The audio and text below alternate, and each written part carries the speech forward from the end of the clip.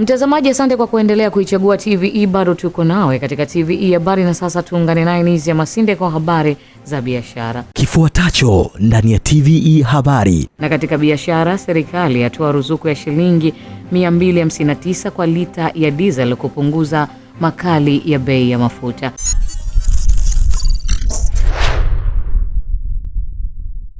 Asante sana Miriam Mlaponi. Na mtazamaji, kwenye habari za biashara leo tunaeleza kuwa serikali imetoa ruzuku ya shilingi 259 kwa kila lita ya dizeli katika jitihada za kupunguza makali ya ongezeko la bei ya mafuta linaloendelea kushuhudiwa nchini, huku sababu kubwa ikiwa ni mabadiliko ya soko la kimataifa yanayochochewa na migogoro ya kisiasa. Kwa mujibu wa bei mpya za mwezi Mei 2026 zilizotangazwa na mamlaka ya udhibiti wa huduma za nishati na maji EWURA katika jiji la Dar es Salaam, petroli inauzwa kwa shilingi 4115 kwa lita, dizeli imefikia shilingi 4248 kwa lita, huku mafuta ya taa yakipanda hadi shilingi 4677 kwa lita, hali inaonyesha kuendelea kwa mwenendo wa kupanda kwa gharama za nishati nchini. Ruzuku hiyo ya dizeli inalenga kupunguza gharama za uzalishaji na usafirishaji, wakati serikali ikiendelea kuchukua hatua mbalimbali kuhakikisha upatikanaji wa mafuta unaendelea kuwa wa uhakika licha ya changamoto za kimataifa. Ongezeko la bei linahusishwa kwa kiasi kikubwa na mvutano wa kisiasa Mashariki ya Kati unaozihusisha nchi za Iran, Israel na Marekani, hali inayosababisha kupanda kwa gharama za mafuta pamoja na usafirishaji wake katika soko la dunia. Katika ukanda wa Afrika Mashariki, Tanzania imeendelea kuwa miongoni mwa nchi za kwanza kutangaza bei za mafuta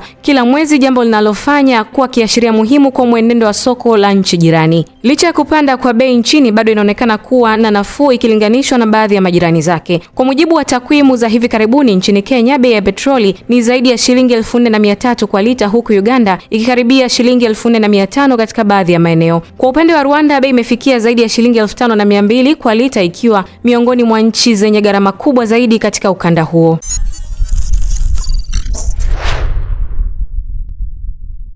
Naibu Gavana wa Benki Kuu Dr. Yamungu Kayandabila amezindua mauzo ya awali ya hati fungani ya nyumba ya kampuni ya TMRC yenye lengo la kukusanya shilingi bilioni 100 kwa ajili ya kuwezesha upatikanaji wa mikopo nafuu kwa makazi. Hatua hiyo inalenga kuongeza mtaji katika sekta ya fedha na kusaidia taasisi za kifedha kupanua wigo wa utoaji wa mikopo ya nyumba kwa wananchi. Akizungumza katika uzinduzi huo jijini Dar es Salaam, Dr. Kayandabila amesema mpango huo wa pili wa hati fungani za muda wakati utachangia kuongeza ukwasi kwenye sekta ya fedha pamoja na kuimarisha uthabiti wake, hali itakayosaidia ukuaji wa uchumi kupitia uwekezaji katika sekta ya makazi.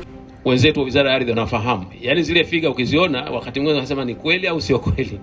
Mahitaji ya nyumba ni makubwa, lakini ilikuwa ni figa kubwa. Of course ndio nadhani amezungumza na hizi zipo hata ukienda kwenye sensa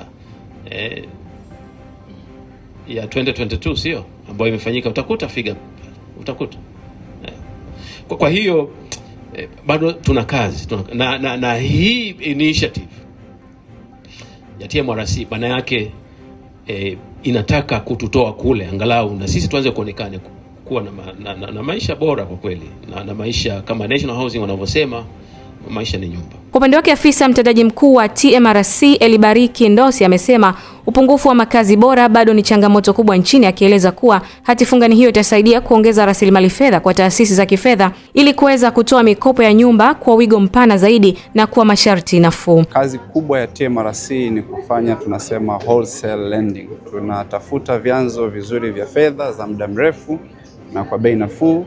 Tunakopesha mabenki na taasisi za kifedha ambazo zinaenda kukopesha mikopo reja, yani mortgages, retail mortgages, kwa ajili ya wananchi kwa ujumla waweze aidha kununua nyumba ama kujenga nyumba ama kumalizia nyumba finishing. Hatua ya leo ni ya kwanza kati ya hatua nyingi zitakazofuata. Tumeregister program ya jumla ya bilioni 100, lakini hii tranche 1 ama toleo la kwanza tunatarajia ku-raise kiasi cha takriban bilioni 20 na tunaita green shoe option ya bilioni 10. Kwa hiyo tunawahamasisha sana wananchi wajaribu kutumia fursa hii kwa ajili ya kujipatia kipato.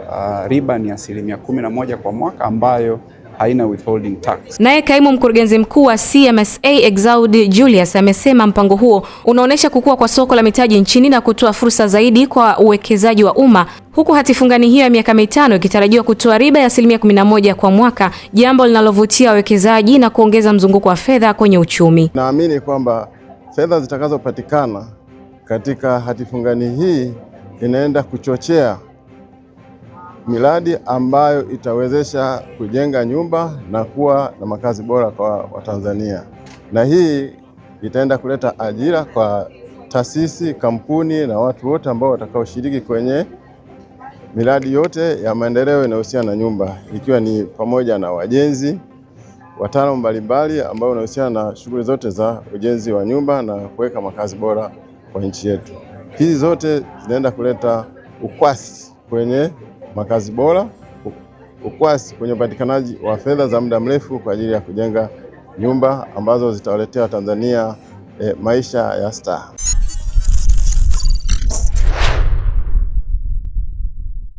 Na serikali imeongeza jitihada za kushughulikia changamoto za upatikanaji wa fedha katika sekta ya madini kwa kuweka mikakati ya kupunguza hatari katika ufadhili wa miradi, hasa kwa wachimbaji wa kati na wadogo. Hatua hiyo inalenga kuboresha upatikanaji wa mitaji na kuongeza mchango wa sekta ya madini katika ukuaji wa uchumi, huku ikiibua fursa mpya za uwekezaji na ajira. Akizungumza katika warsha ya kupunguza hatari za ufadhili wa miradi ya madini inayoandaliwa na ASNL Advisory, kamishna wa madini katika Wizara ya Madini Abdurrahman Shaban Mwanga amesema licha ya miradi mikubwa kuwa na uhakika zaidi wa kifedha kutokana na tafiti za kina, wachimbaji wadogo bado wanakabiliwa na changamoto kubwa za kupata ufadhili kutokana na hatari zinazoonekana kwa ukubwa. Sera yetu vile kwenye hili eneo la vihatarishi imeweka bayana kwamba taratibu za kuweza mabenki kutoa fedha au kutoa fedha kwa ajili ya kuendeleza hii miradi imeweka bayana kwamba mabenki yanaweza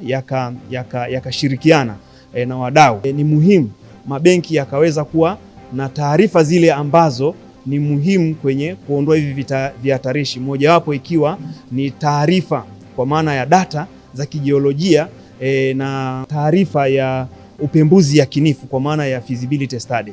Ndio maana nilisema kwenye miradi mikubwa bado hakuna changamoto. Miradi midogo ndio tunaona kwamba kuna changamoto, na ndio maana katika hatua za awali kuweza kujadili ni namna gani tunaweza tukaondoa hiki kihatarishi, kwa maana kwamba ili wawekezaji, wachimbaji wadogo wa sekta hii ya madini waweze kukopesheka, kwa sababu kwa kuwa na taarifa muhimu inawapa benki confidence ya wao kuweza kuwakopesha wachimbaji wadogo. Aidha, wadau wameeleza kuwa ukosefu wa takwimu sahihi za kijiolojia pamoja na changamoto za kimuundo katika sekta hiyo vinaendelea kuwa vikwazo vikubwa kwa wawekezaji na taasisi za kifedha. Naye mkurugenzi mtendaji wa ASNL Advisory Bwana Humphrey Simba amesema kuwa kuna haja ya kubadili mtazamo wa taasisi za kifedha kuhusu wachimbaji wadogo na kuimarisha uelewa wa sekta hiyo ili kufungua fursa mpya za mikopo na uwekezaji. Wajibu wetu ni kuangalia ni namna gani tunazisaidia taasisi za fedha na haya makampuni ya wachimbaji ili kuweza kuondoa changamoto na vihatarishi vilivyopo na kuongeza namna ambavyo makampuni ya madini ya Kitanzania hasa ya ndani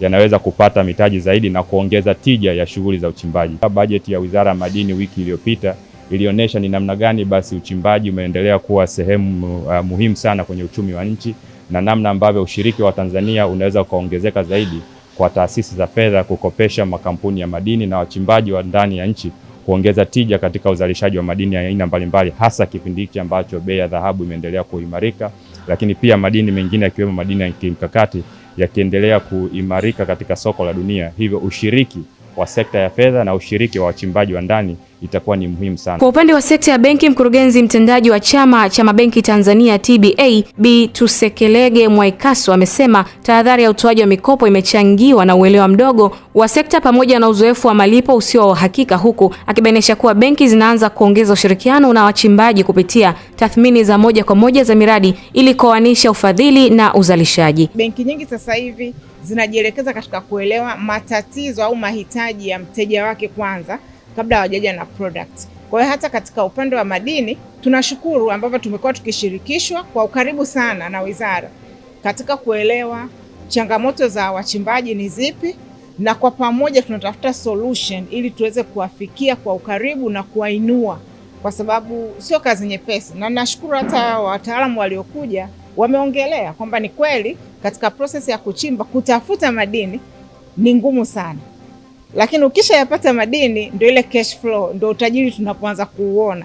Kwa hiyo sasa ni kwa kiasi gani banks tutashirikiana nao kuanzia process ya mwanzo kwamba anavyochimba tunakwenda naye vipi. Kwa hiyo sasa hapo inabidi tukae tuelewe ni changamoto zipi na tunakwenda nazo kwa utaratibu gani. Asante sana mtazamaji na Miriam Mlaponi. Hayo ndio yaliyojiri kwenye habari za biashara kwa siku ya leo. Nikushukuru sana Mizia Masinde kwa habari za biashara. Mtazamaji, hii ni TVE Habari na mimi ni Miriam Mlaponi. Ndo tunafikia mwisho wa habari za nyumbani. Tupate mapumziko mafupi kisha tuzitazame habari za kimataifa. Mimi ni Miriam Mlaponi, asante na endelea kuwa nasi.